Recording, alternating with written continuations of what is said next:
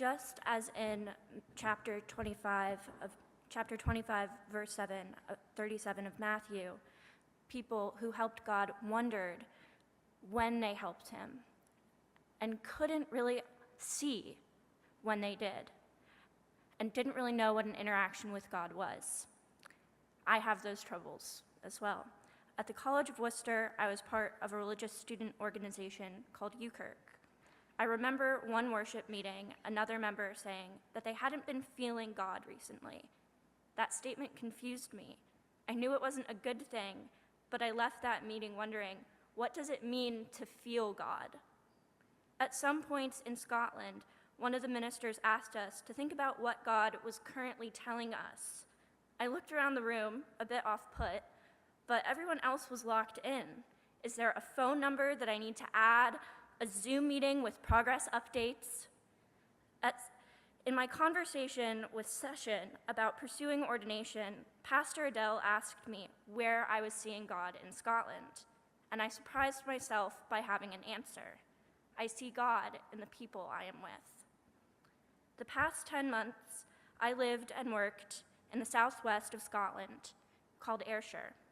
The Young Adult Volunteer Program, which usually runs in Aberdeen, had a new coordinator and had moved to Urban.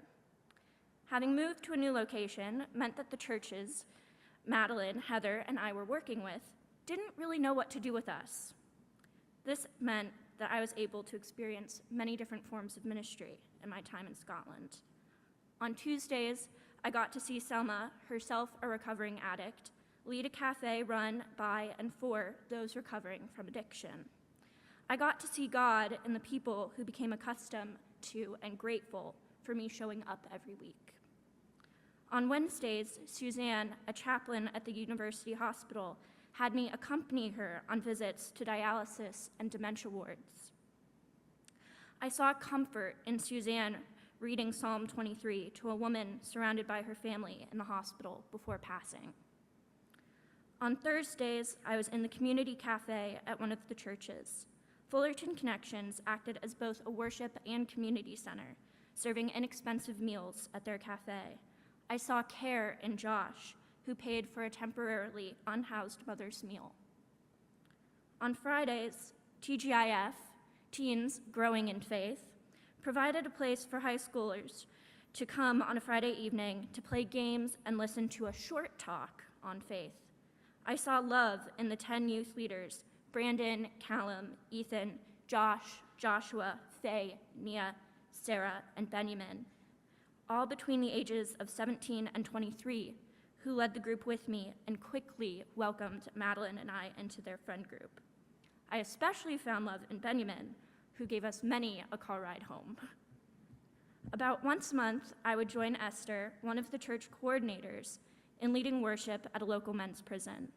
We would perform 2 30-minute services, one for those who were in the general population unit and one for those in the protection unit. Esther would play the piano and an incarcerated person would read the passage. Esther and I would switch between who chose the music and who led the talk. I saw God in the men who listened intently to a 23-year-old American talk about love and hope.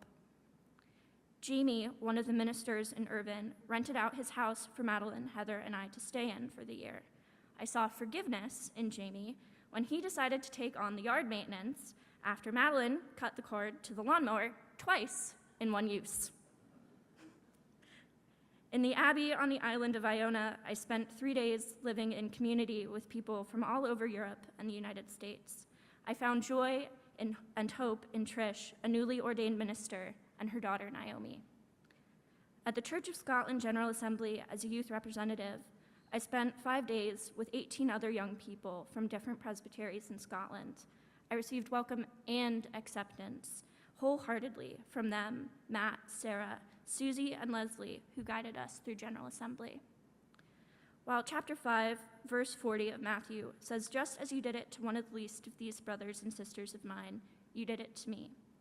I saw God not only in those I served, but in those who served me. This year, as a young adult volunteer, I learned that when people talk about feeling or seeing God, they are referring to the comfort, care, love, forgiveness, hope, joy, welcome, and acceptance they receive from others and the world around them.